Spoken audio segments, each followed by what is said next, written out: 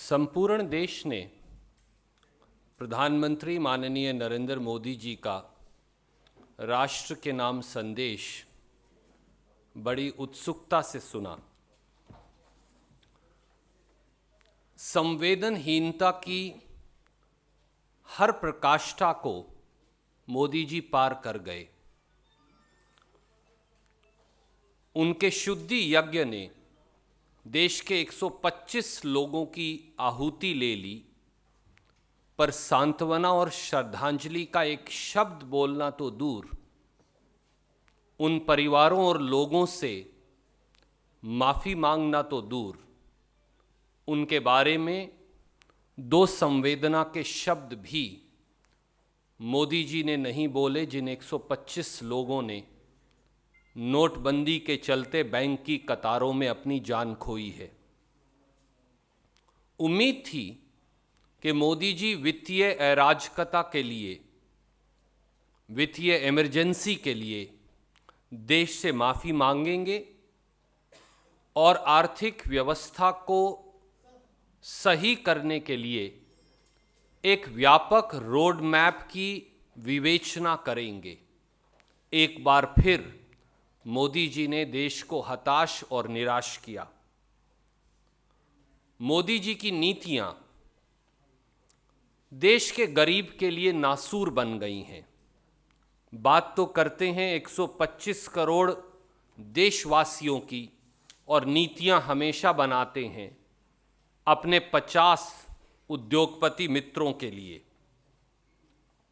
सबसे अधिक उम्मीद देशवासियों को प्रधानमंत्री जी से थी कि जनता का पैसा जनता के खातों से निकालने की पाबंदी आज मोदी जी हटा देंगे, पर आज इससे भी देशवासी बहुत निराश हुए, क्योंकि उनके मुताबिक ये पाबंदी हटने में शायद पूरा वर्ष लग जाए। मोदी जी ने कहा कि बैंकिंग व्यवस्था नए साल में चुस्त और दुरुस्त होने में समय लगेगा, यानी नो डेडलाइन ओनली हेडलाइन। ये प्रधानमंत्री जी का चाल चेहरा और चरित्र बन गया है।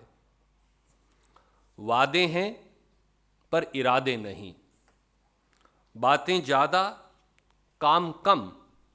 और इसीलिए जो हमारे मशहूर कवि हैं शरद जी, उन्होंने कहा भी है, और ये शायद मोदी जी पर लागू होता है, आज सड़कों पर लिखे सैकड़ों नारे ना देख, आज सड़कों पर लिखे सैकड़ों नारे ना देख, घर अंधेरा देख, आकाश के तारे ना देख। मोदी जी सब्ज बाग और सपने तो बहुत दिखा रहे हैं, पर वास्तविकता क्या है?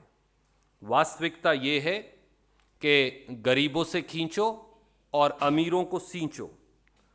आज भी जो उनकी घोषणाएं हैं वो खोदा पहाड़ निकली चूहिया साबित हुई।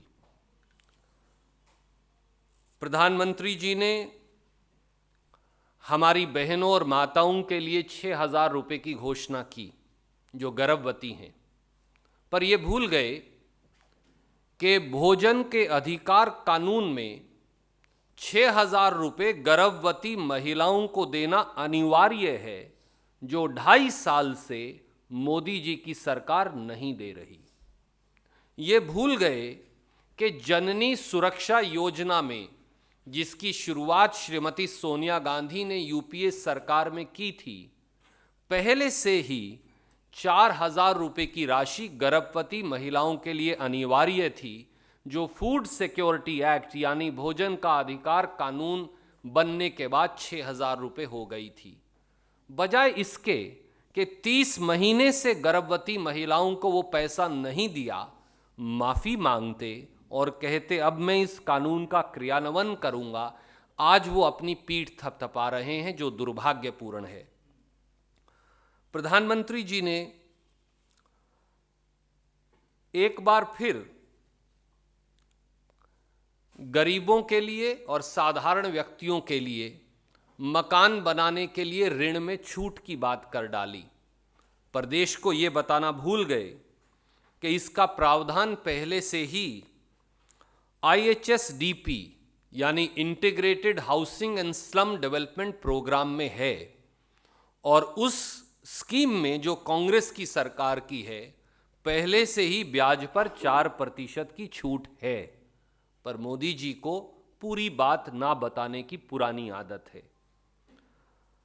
साधारण व्यक्ति और गरीबों के लिए घरों की तो बात कर डाली, प्रधानमंत्री आवास योजना की बात तो कर डाली, पर यह बताना भूल गए कि कितनी राशि आवंटित की है, और देश को यह बताना भी भूल गए कि 30 महीने में जहां उनका टारगेट 2018 तक 1 करोड़ मकान बनाना था, पहले 30 महीने में मोदी सरकार ने केवल आपको आश्चर्य होगा जानकर 1623 मकान बनाए हैं। 7 लाख मकानों का केवल टारगेट है। 7 लाख मंजूर में से भी 1623 बना पाए। इस प्रकार से उसके इस निर्णय का क्रियान्वयन कब होगा ये देशवासी खुद लगा सकते हैं। और किसान के साथ सबसे क्रूर मजाक मोदी जी ने किया, ये कहकर के कोऑपरेटिव सेक्टर के ब्याज में 6 महीने के लिए छूट देंगे, 60 दिन के लिए छूट देंगे, माफ कीजिए। क्या हम मोदी जी से पूछ सकते हैं इस देशवासियों की ओर से, लागत जमा 50% किसान को न्यूनतम समर्थन मूल्य पर देने का वायदा क्या उन्होंने नहीं किया था? क्या रबी की फसलों में किसानों ने प्याज की फसल, टमाटर, मटर और आलू 50-50 पैसे और 1-1 रुपए में नहीं बेचने को मजबूर हुआ? क्या किसान ने ये फसलें अपने खेतों में नहीं रौंद डाली? मोदी जी बात करते हैं आगे बढ़त की, तो उनको ये चाहिए था कि वो लोगों की मांगें जो भारतीय राष्ट्रीय कांग्रेस के उपाध्यक्ष राहुल जी ने रखी थी वो उन पर विचार करते और पूरा करते। देश को हताश और निराश मोदी जी ने किया है। हम एक बार फिर मांग करते हैं कि मोदी जी, समय है, अभी भी नोटबंदी से होने वाले नुकसान की भरपाई के लिए सार्थक कदम उठाइए। ढकोसले और लीपापोती बंद कीजिए।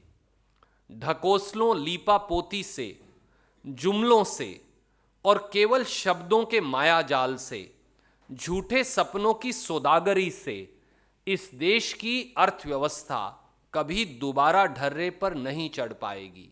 हम एक बार फिर मांग करते हैं कि इस देश के किसानों को रबी की फसलों की MSP पर 20% बोनस दिया जाए। इस देश की गरीब BPL महिलाओं को 25,000 रुपया मोदी सरकार द्वारा नोटबंदी के नुकसान के चलते उनके खाते में जमा करवाए जाएं। इस देश में राशन के मिलने वाले अनाज की कीमत जो भोजन के अधिकार कानून में 2 रुपया किलो है, 6 महीने तक 1 रुपया किलो की जाए। मनरेगा के तहत मिलने वाले दिन और दिहाड़ी दुगने किए जाएं ताकि लोगों की मुश्किलात कम हो। 25 लाख से अधिक मजदूरों की नौकरियां फैक्ट्री में काम करने वाले लोगों की गई। उनके लिए 31 मार्च 2017 तक न्यूनतम वेजिस के बराबर बेरोजगारी भत्ते का प्रावधान सरकार करे। और इतना ही नहीं, जो हमारे दुकानदार और छोटे व्यवसायी हैं उनको 50% सेल्स टैक्स और इनकम टैक्स की छूट दी जाए। सबसे जरूरी और सबसे आवश्यक, जनता का पैसा जनता के पास, जनता की गाढ़ी कमाई का पैसा पर जो मोदी जी ने प्रतिबंध लगाया है उस प्रतिबंध को हटाया जाए।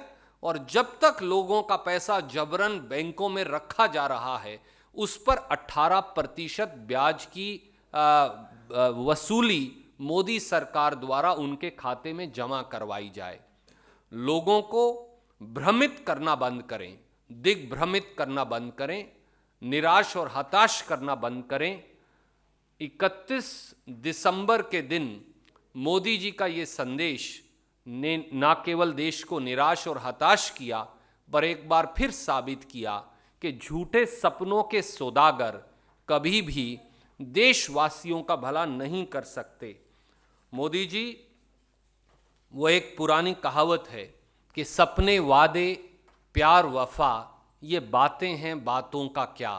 पर देश के प्रधानमंत्री से इस प्रकार से नोटबंदी के नुकसान की भरपाई की बजाय देश के गरीब, किसान, छोटे दुकानदार का व्यापार का मजाक उड़ाने की अपेक्षा हमें कभी नहीं थी।